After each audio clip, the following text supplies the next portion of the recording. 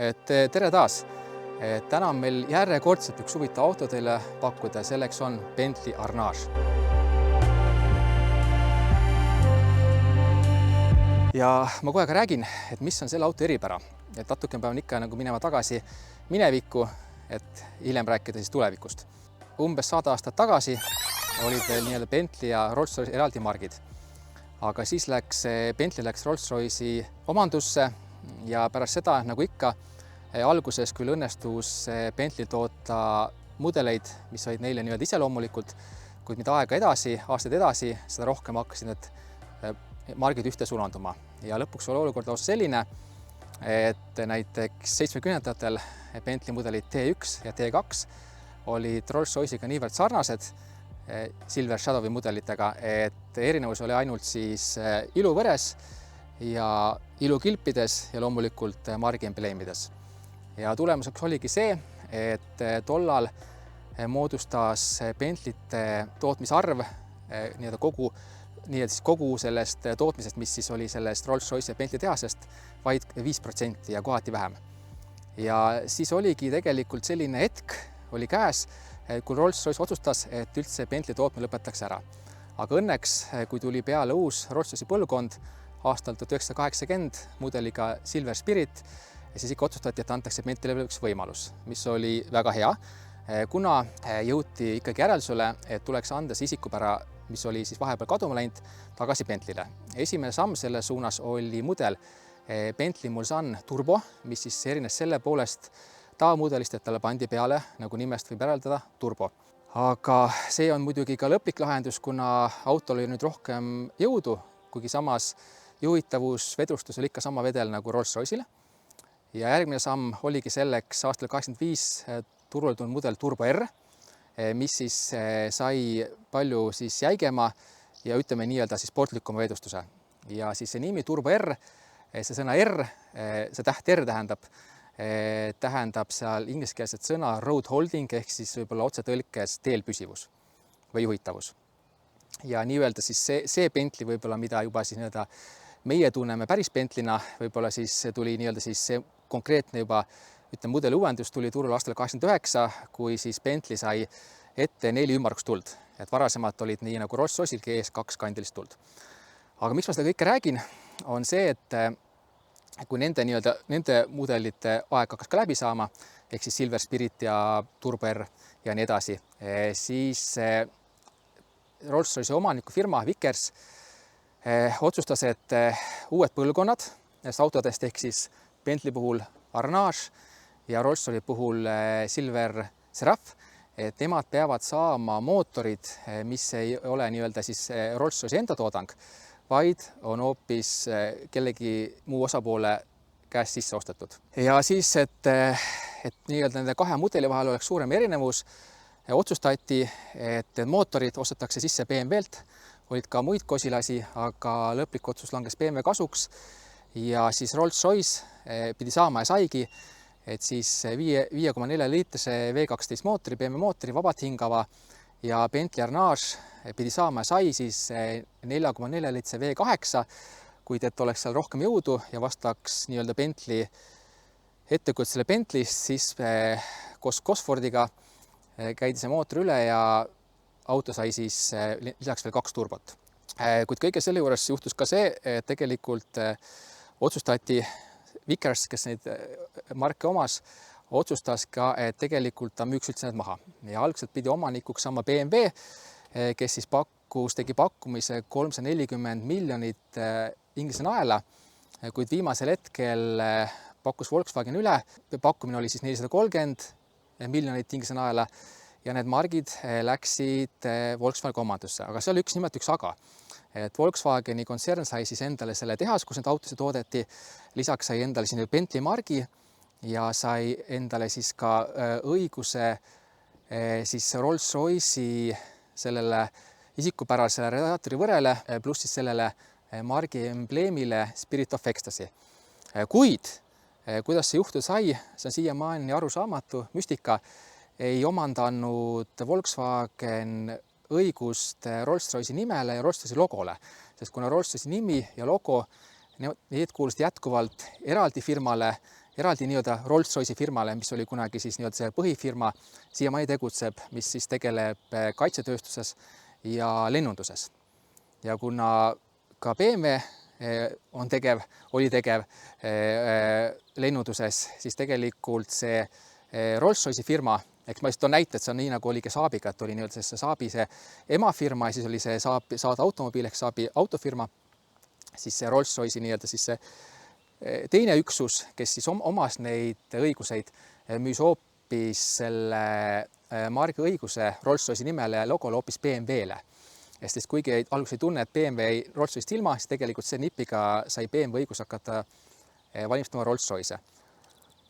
Kuigi see asi ei läinud ka nii lihtsalt, kuna nagu ma mainisin, et Volkswagen omas siis seda õigust Rolls-Royce'i iluvõrele ja Rolls-Royce'i sellele margi embleemile, aga kuna need uued autod, mis olid just turule tulemas, Bentley Arnage ja Rolls-Royce Silver Seraph, need kasutasid BMW mootoreid ja oli seal lepingus kirjas, et BMW võib 12-kuulise etteteatmistähtaega lõpetada mootorite tootmise, siis Volkswagen oli nii-öelda olukorras, kus ta siis nii-öelda pidi sõlmima BMW-ga diili, et ta siis annab üle ka selle nii-öelda siis loovutab selle Rolls-Royce'i margi embleemi ja radiaatori võrra õigused BMW-le kokkuleppel, et siis BMW ikkagi tarnib edasi neid vastavaid mootoreid, et siis Volkswagen, kes oli siis nii-öelda omandanud Bentley ja oma arust ka Rolls-Royce'i, et saab neid autosid edasi toota.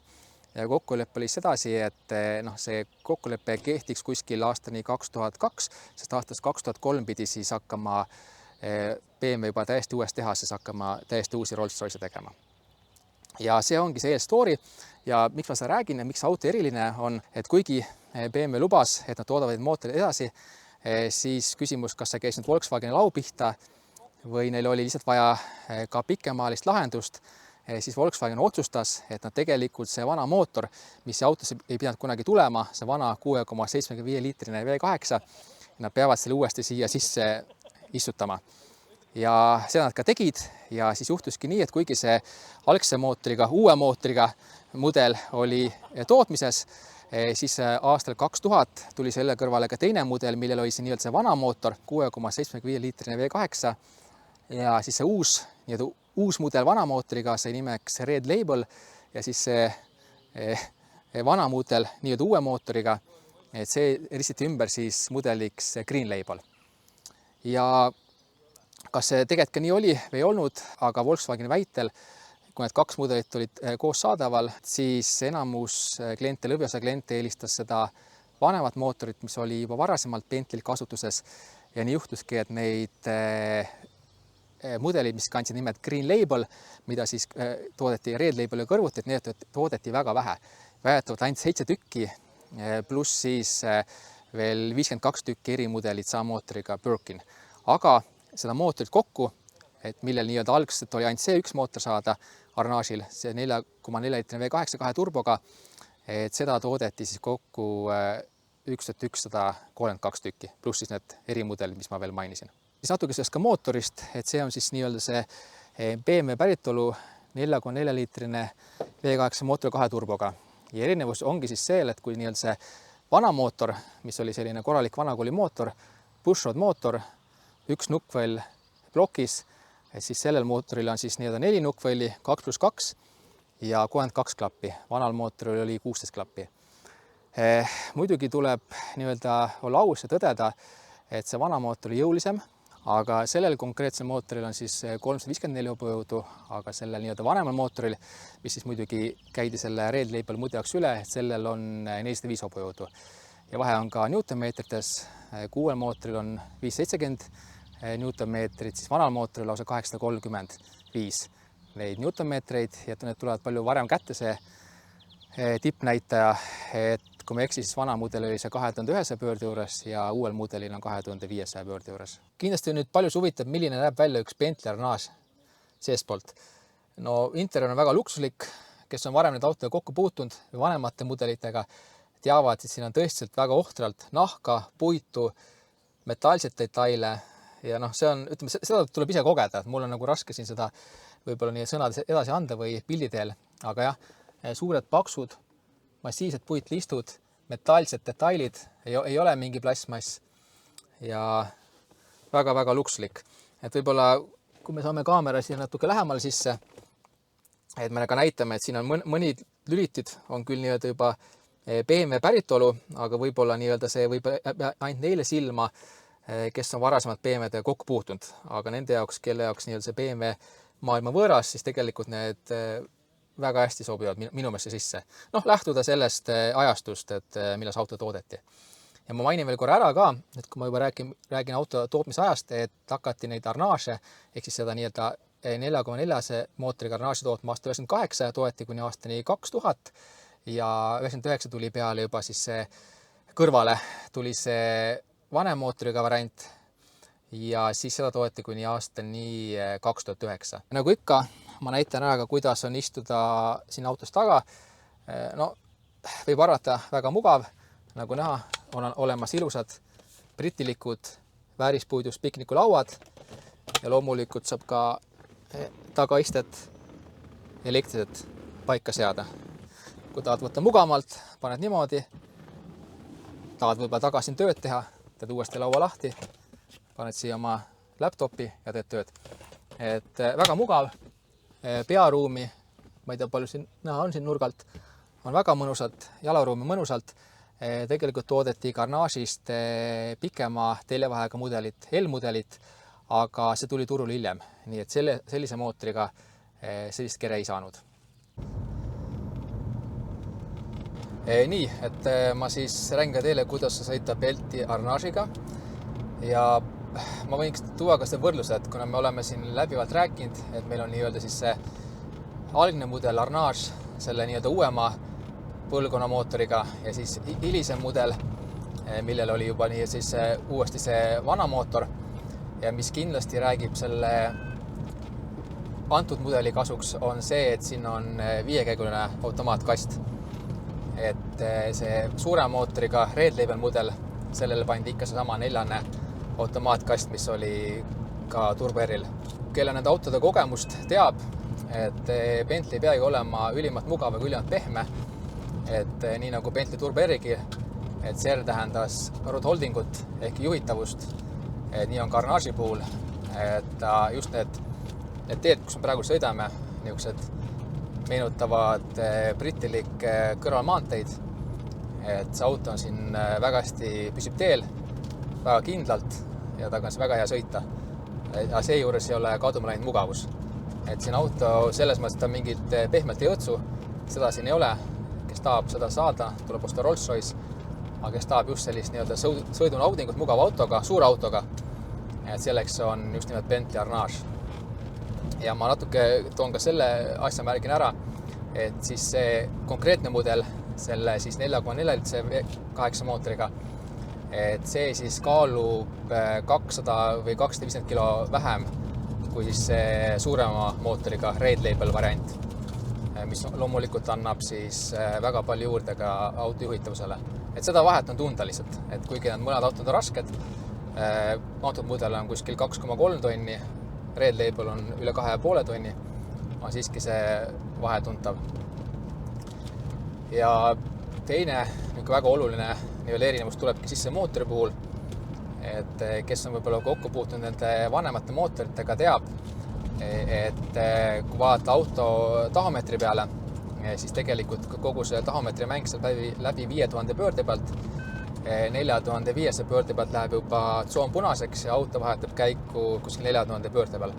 Aga antud mudel, antud mootoriga, et sellel nii-öelda siis see lõpp on 6500 pöörde juures, nii et see on hoopis teine, et ütleme niimoodi, et kes tahab sellist heas mõttes nagu tänapäevasemat sõidufeelingut, et kindlasti on antud nii-öelda 4,4 liitse mootoriga Arnage palju parem auto sõita. Ja kui nüüd kedagi huvitab, et milline on see nii-öelda siis jõudluse vahe, et ma rääkisin ka, et see vanem nii-öelda mootor, mis siis hiljem peale pandi, et see on võimsam, et kuidas see nagu sõitmisel välja tuleb. Et mul on täitsa olemas kõrvutada 2 Auto Motorsport testi, kus siis sõideti nende mõlema autoga ja kui ma õigesti mäletan, siis see kiirendus 0-100-ni oli niimoodi, et see nii-öelda siis see vanema mootori, suure mootoriga auto oli pool sekundit kiirem, aga et kui oli kiirendus 0-200-ni, et nad olid täpselt võrdsed. Et jah, et alguses oli sellel vanel mootoril väike edu, aga pärast oli nii-öelda täpselt sama.